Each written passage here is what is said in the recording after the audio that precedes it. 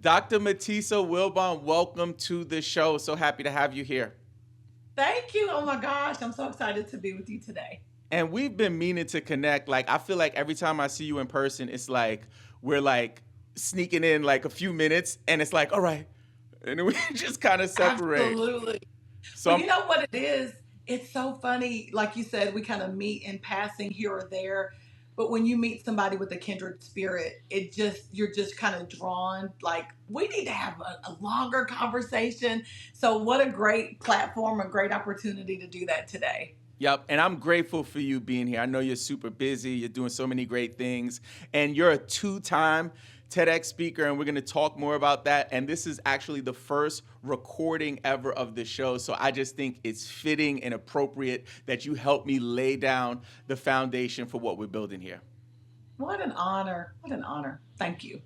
So let's just dig right in. Let's talk about your origin story, Okay. specifically around being a TEDx speaker in your 2024 talk, which just dropped. So if you haven't seen it, make sure you look up Dr. Matisa Wilbon, the power of everyday equity, right? Mhm. Yes. In that talk, you talked about getting inspired by a guidance counselor, some teachers, and you said that the school you got into, they were a guidance counselor in your school was saying that, hey, dad, you might not want to send her to that school because if she goes, she might flunk out and it costs a lot of money. And Hmm. those were almost like the seeds to you overcoming challenges. So I could only Hmm. imagine that that kind of influenced you in your journey, even to be a TEDx speaker. So we probably have a lot of professors. I know you come from a higher education background, and I really Yes. want to lean into your journey because they're probably in similar positions and they have a message. So talk to me about the seeds of your TEDx journey. Absolutely. Well, again, thank you for having me. I love this conversation because I was actually telling somebody today my the TEDx experience I had on my vision board. You know how the first of the year you write on your vision board what you want to do. I want to say 3 years ago or so, I put it on my vision board and I put it on Facebook, and I don't remember exactly that date. I can't wait until that pops up. But I remember just kind of thinking, I want to be a TEDx speaker. But for a lot of us, and this was true for me, that seemed so big, so out of the scheme of what I would be able to do, even though I'd had, whatever accomplishments prior to. When you hear TEDx, you think only this caliber of person is there, not realizing that you are that caliber of person, right? And so I put it on Facebook, I put it on my vision board, and I had several people reach out to me and say, you need to do a TEDx. You need to do a TEDx. One person actually sent me an application for an event in Atlanta. She was like, you need to do this, but it had already passed. That was just enough, though, for me to say, you know what? It's in me. Other people see it in me as well. Why not take the chance, right? And I'll say this, and maybe we'll talk about it more. We can talk about it as much as you want. But I actually applied for my first TEDx and was turned down. I Yeah. was rejected. But within a month, I talked to a friend who had done a TEDx, and I was like, hey, I'm really interested in doing this. Can you give me some tips? She said, you know what? I know someone who's curating a TEDx in the Atlanta area. I don't know if they need more people, but you would be a perfect fit. She gave me the theme, she gave me a couple of tips, and then it really kind of went from there. And God opened up the door for me to do my first TEDx actually in 2023. And we could talk again because it was a process, it was a journey to get there. And then I had this other idea, this second idea as it relates to everyday equity. And I applied and did my second TEDx just a year later. That Mm. doesn't always happen, but I do believe because there was a belief in myself, because other people saw it as well. And I just stepped out and took the risk, and the opportunities open. So Mm. I'll stop. If you've got other specific questions, let me know. Mat- Dr. Matisa said, "I'll stop because I can Because I keep could going. keep I can keep going. You can let it breathe a little bit if you like, but if you feel like going, you can go. But I do have a couple of questions. I'm gonna come up for air on this and go back a little bit. So Okay. one thing that I wrote down here is the belief that your friends and your community had in you and your light. So maybe, like you said, some of us are like, hey, like, it'll be nice to be on that red dot, on that red circle, but that's for bigger names. That's for Simon Sinek and Brene Brown. Who am I? I'm just Robin, or I'm just Matisa, right? Talk to me Yes. about how important it is, not just for us to be able to accept the motivation from our inner circle, but also for us as members of other people's inner circle to pour into them. It's so important. So let me just start back even with my first TEDx, and I'm getting excited even reliving these things because I think it is such an important journey, and I just love what you're doing because so many people have said I'd like to do a TEDx. I wish I could, almost as if again they're putting you in a certain category. And what I tell people is you absolutely can do it. If I go back to my first TEDx was called Good Grief. And I'd actually just lost my brother some months before that. Um, and interestingly enough, I had several people independent of one another because I would share my journey on Facebook. So I lost my mom in 2017. I lost my brother in 2022. And I would just share my journey. This is what I'm dealing with. I would go live. So I was in essence doing small versions of TED Talks on for my Facebook community. Fast forward, and just to kind of cut through the field, several people independent of one another said, God is going to, and I'm a person of faith, so I'm going to speak about God. So that's just me. Amen. Um, okay, I want to make, it's me. But they said, God is going to use your experience with grief for a bigger purpose, independent of each other, right? Because the TEDx stage really is about your story. That's what people need to realize. It is a big idea and it's an idea worth sharing, but that idea is embedded in your experiences, in your, wisdom, in your story. And so when they said to me, you're going to, do something bigger, I never imagined that it would be a TED Talk. So if I go back to my friend who said, there was this person curating a TED Talk, this could be great for you. I want to say the theme of that TED Talk was back to the basics, or the theme of the TEDx event, back to the basics. So I'm dealing with grief, Robin, and I'm thinking to myself, how do I get through this? And for me to get through it is to talk about it, not necessarily to have a conversation. I don't always want to be in conversation, but I'm in conversation with myself, with my ideas, with my feelings. And that became the seed for my TED Talk. Mm. And I remember when the curator, who's also a friend and my coach, Daryl Stinson, saw the write up, he was like, oh, yeah, this is about to be a thing. So it was so important for somebody to say, your pain, the things that you're going through is bigger than you. And Mm. that was helpful for me. I needed to know that. So, Dr. Wilbon, I never told you this, but watching your talk was a big inspiration for me as a speaker. Um, Working that event, I didn't really have the opportunity to watch all of the talks. I was doing social media for TEDx Alexander Park in 2023. So I was on the move, like just moving and grooving. But I felt like God put me in a position to listen to just a few talks. I had the chance to listen to Travis Hall, Pastor Travis Hall, and he spoke to me afterwards. Like we connected, and he had some information that was just relevant to my life at the time. And the same thing happened when I heard you speak, because I lost my brother in 2021, and you talking about the power of grief and harnessing grief and using it almost as an opportunity to connect deeper. You talked about the way, the sunsets would kind of connect you to your mother after you lost her, but also would bring your daughter into it as well. And that was just so powerful for me. So I never really had an opportunity to let you know how much influence you had on me as a speaker in my TEDx journey. And I just wanted to thank you.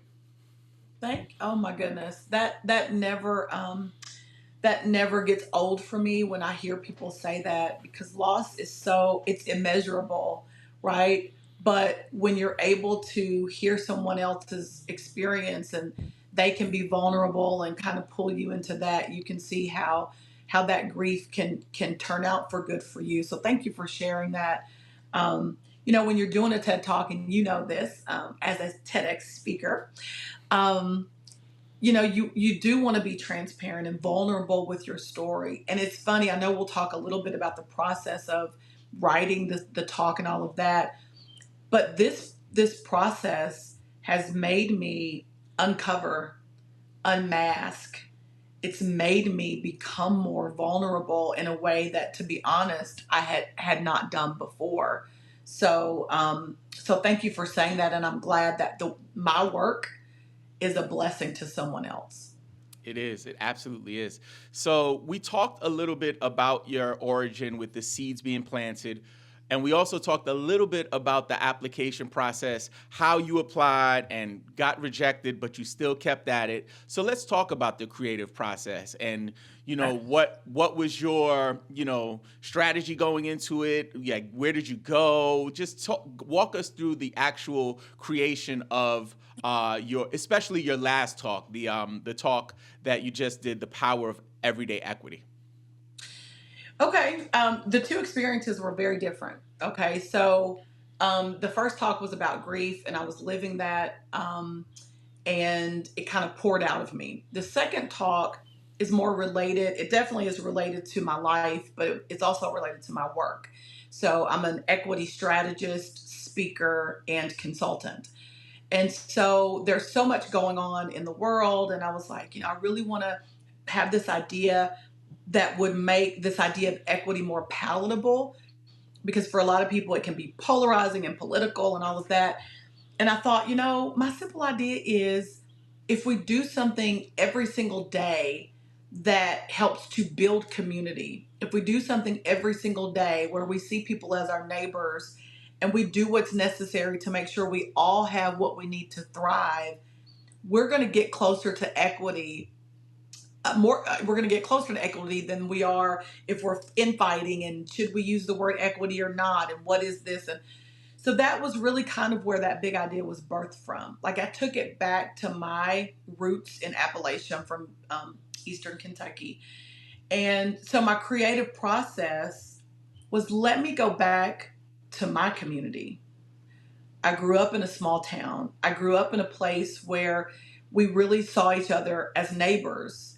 I grew up in a place where we didn't use words like who was privileged and who wasn't, although that's implicit in community. But we grew up thinking, okay, you need to borrow some sugar, let me get it to you, right? I grew up in a place where we were all trying to do what was necessary to make it and to do well. And so when I started thinking about this idea of everyday equity, for me to start writing, I had to put myself back in my small hometown. So when somebody, when folks go back to see that talk, they'll hear me talking about my experience as a high school student, my experience going away to college, my experience when I went abroad for a 3-week stint, because I was really putting myself back in my own story, a story that I don't want to be detached from, a story that I feel very, very connected to, even though I haven't lived in my hometown for 30 years. So the writing process for me was to put myself back in that place, was to really think about what it is that I wanted to put out there, what this big idea was, and really, really to kind of harness it in this talk. Now, this is the other thing that I did. This is unique to me. Maybe not unique to me, but this is another thing that I did. I really feel like this idea of equity is not a people idea. I think it's a God idea. It's something that God wants. So actually, our mutual friend Daryl encouraged me, because I'm also a minister in terms of my church existence. He encouraged me to write a sermon called God's Heart for Equity. That Now, again, Daryl Stinson, man. listen, Woo. he's such a great coach, and he speaks especially to people who are people, who are people of faith. He speaks to all people. But for me as a person of faith, like, he knows how to tap in and to help me tap in. And the reason that was so foundational and revelational for me is because, you want to be able to posit faith in a way that isn't off-putting. You want to be able to put forth great principles in the earth that aren't theologically specific, right? Especially on a TEDx stage. But I knew in my heart of hearts that this wasn't a Matisa message, that this is a God message. And so he was like, okay, what is God's heart for equity? So I spent time writing a sermon and delivering a sermon with passion that I felt like was God's heart. Then what I did from there was I translated those principles into my talk, and I couched them within my personal story. Mm. Everybody's process is different, but that was super key for me in terms of really trying to get it right, if you will. Yes. That's so good. So talk to me about your rehearsal practices, specifically this point that you shared of having to almost be there. You said like you had to see your childhood again. For me, I know my experience was super emotional. And one thing that stood out to me just from a psychological standpoint, when I would rehearse, I was watching my story from different vantage points in the story. Sometimes I would see from my mother's eyes. Sometimes I would see from my brother's eyes, my own eyes. Sometimes I would be above, behind. Talk to me about your rehearsal practices and what the experience was like, and even a little bit about memorization. What was that like for you? Mm-hmm. The rehearsals this time were a little bit more difficult for me. So I am I got to rehearse it over and over and over again because I need it in my heart, right? I knew when I got on that stage. Now, for those people who don't know, this is something different. I thought we would have a prompter. I don't know if you thought that initially. I did not. For my oh my goodness. Wait a minute. So did you know before you got to the venue? Yes. You found out before. Yes, this is for my first TEDx. Mm-hmm. Now, I didn't have a coach for this first TEDx. Mm-hmm. I had an idea, and because I'm already a speaker and writer, I knew that it was pretty good, right? But I guess I didn't do enough of the homework. Like, I've seen people who've said they've used a teleprompter. So, long story short, for all you people who are interested in TEDx talks, you don't get a teleprompter. There's a confidence monitor where you can put your little bullet points. So when I initially found out that I needed to memorize it, I kind of went to work. So for the second one, I did know that I was going to need to memorize it. But there are a lot of, life circumstances happening for me. It took me a while to get the actual manuscript right. I wrote it over and over and over. And I actually wrote past what I would like. So normally, a month or so out, I want to be off script. I just want to be going over the talk. I ended up writing probably until around 2 or so weeks prior to. And so wow, that's late, very late for me. But I knew, just because I know myself, if I got it in my heart, it's a done deal. So what would I do? I would get up early in the morning and I would just go over it. After a while, I went off script, which basically means I'm going to put the paper down and I'm not going to look at it at all. I'm just going to go from memory. And if I do mess up here or there, just keep going. Just keep talking. Because again, if you know what you're saying, you're going to say it. Maybe the and the and are in different places, but you're going to say it. So I did that over and over and over. The other thing is as I'm memorizing early on, I started delivering. So I'm not just talking through it. I'm walking in like I'm walking on stage.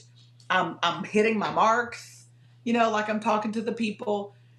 And one thing I know about myself is when I hit the stage, it's on, right? That's a sweet spot for me. The anticipation kind of is a little more challenging. So to memorize it, I just went over it and over it. I tried to hit all my marks and all of that. And that's a good process for me. One question, Dr. Mhm. Wilbon. When you Yeah. memorized the script, did you do it in its entirety? Did you like run through it reading the whole thing, or did you do sections? That down for me. Good question. I did chunks, so I do the chunking method. Um, People talk about it in various states, but I did this actually in college. What psychologists tell you is that you always remember the first thing and the last thing that you read.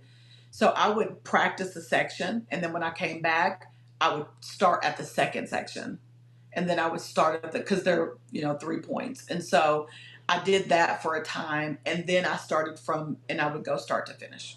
Very nice, very nice. Mhm. That's good. I think people will, because there's so many videos about ways to memorize things. We all learn differently, and I love to hear the way you went through it. So let's Mhm. talk about on stage now. So you're here on stage delivering the power of everyday equity. I know it was a little different than your first, and just hearing you tell me that you didn't know about the fact that you weren't going to have a teleprompter.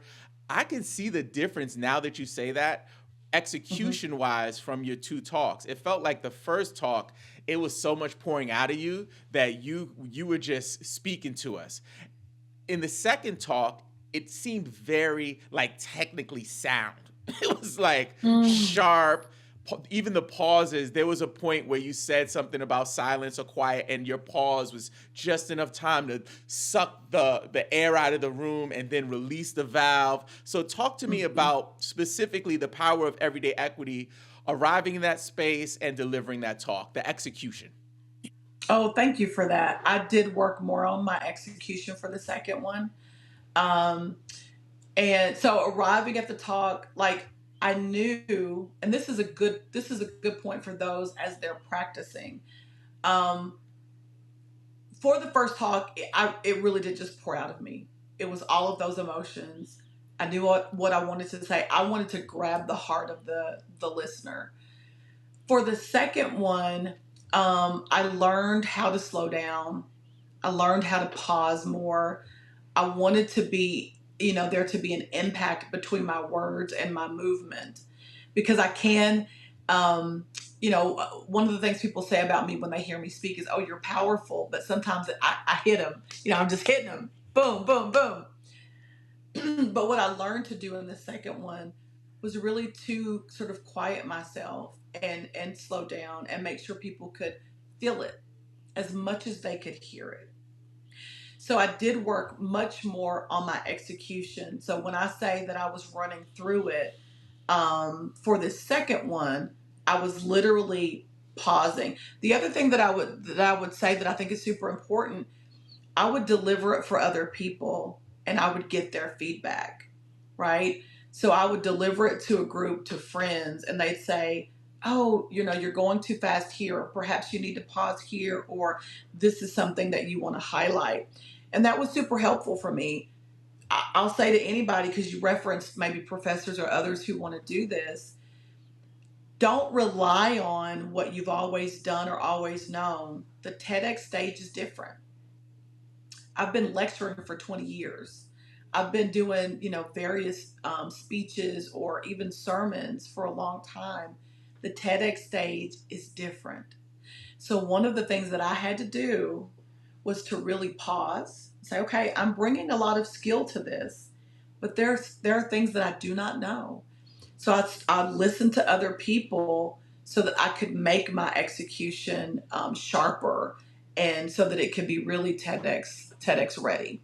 I love that. And I think one thing that I'm learning now is that there's so many communities out there with people who are pursuing a TEDx talk, or who have done a TEDx talk, so you could kind of like build your own mini network of, people to bounce ideas off of. For me, I didn't really let a lot of people hear my talk, but I shared my manuscript with a bunch of people, and that helped a lot. Like, I come from a hip hop background, so like that's Mhm. one thing. Like, I felt really confident about me delivering. What I had questions about was the actual content.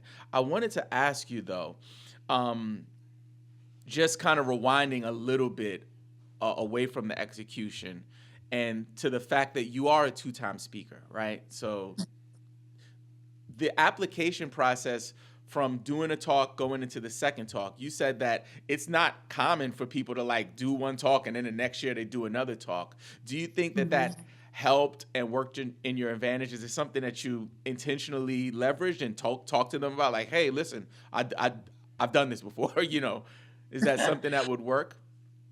Yes. Well, in the selection, so in the application process, I've only done the two. My understanding is that every process isn't the same. Usually there is an application.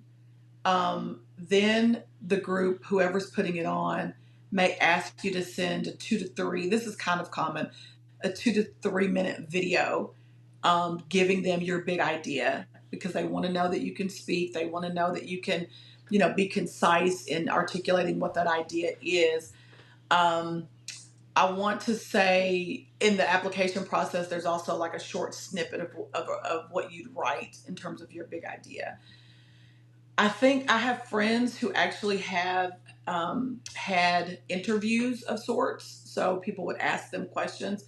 I didn't have that experience for either of mine. But the short answer to your question is, even though my first TED talk was about grief, which isn't my content area, I've been able to use that video just in terms of people who want to hear me speak. So for the second application, when they asked, give us something showing your ability or whatever, I was easily able to use that, and it was a good representation for what I would be able to do on that second stage. The short answer to your question is I didn't know that I'd be doing a second talk.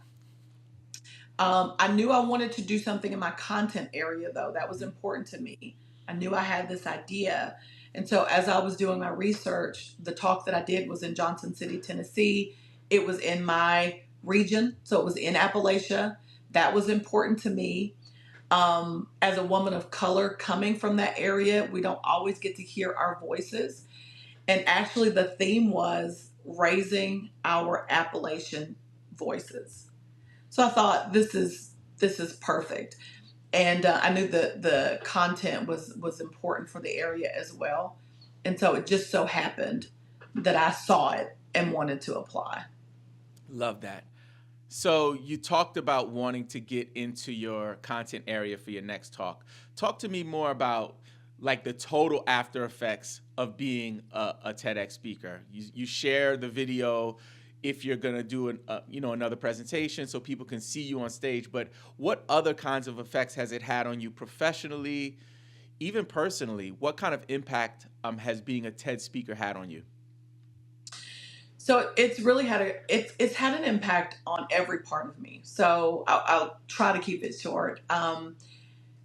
Number one, the experience of giving the talk, of writing and actually giving the talk, again, different than any other kind of talk that I've done. It just made me realize I can do anything, right? I can, if given the opportunity, I can absolutely go from idea inception to actually delivering it. And that's important. Um, so that helped, being able to again get in touch with my story and to be able to articulate that and to be vulnerable in front of an audience of strangers. That's huge. I have people coming up to me, particularly about the grief one, because it's been a year and a lot more people have seen it. But all the time, I shared this with a coworker because they just had a loved one pass. The second one, The Power of Everyday Equity, has only been out 2 weeks. It's already gotten good traction, but obviously I'd love for more people to see it. But just the experience of being able to think through that big idea and to be able to, harness it in a way that I did, that's been impactful. It's opened me up to other networks of people that I wouldn't have known. I've been on a lot of podcasts because of the work that I've been doing, because of the TED Talks. I find myself in conversation with other experts, equity experts, who not only like the idea, but have said, we want to bring you down. We want to have this conversation. We want you to be able to speak in front of our group. So it's opened up opportunities, but not just speaking opportunities. And I want to make sure that I say that. I think sometimes people think, and I wrongly thought this, that once I gave a TED Talk, all of a sudden I'm going to be all over the world speaking. Now, it absolutely opened up opportunities for me to speak. Absolutely, it's opened up opportunities for me to collaborate with other people. But the thing for me that's been amazing is I get to have conversations like this, not just with people who do equity or sociology, which is what my background is in, but people like you, others who've had TED Talks, people who want to do TED Talks, people who just have, big ideas that they want to talk through. That for me has been an amazing byproduct of being a TEDx speaker. Mm, mm, mm, mm. There's a professor out there right now, an educator maybe, who has an idea worth sharing. And they want to get on the TEDx stage. Maybe they don't know how. Maybe they feel like they're not sure if they deserve to be there. And it just hasn't happened yet. What would you say to them? I would say the idea is worth it, so the process is worth it, right? For me, as a professor, I knew that I've known for a long time that there's so much that I wanted to share beyond the students in my classroom, that there was something bigger. Someone had to remind me of that, but as soon as I aligned my thinking with that possibility, doors opened. So, what I would say to a professor, an educator, someone who wants to get their idea out, just start doing your research. You know, go to Google University. We all know how to do that. Start researching when, where, and the themes behind these various events, and then just step out on faith. Or, as I heard someone talking about today, step out on doubt. Sometimes you still have to step out and believe that once you get out there, whatever is supposed to be for you is going to connect to you. Apply. Don't let rejection stop you. As I said, the first time I was rejected, and then 2 times back to back. Apply, apply, apply.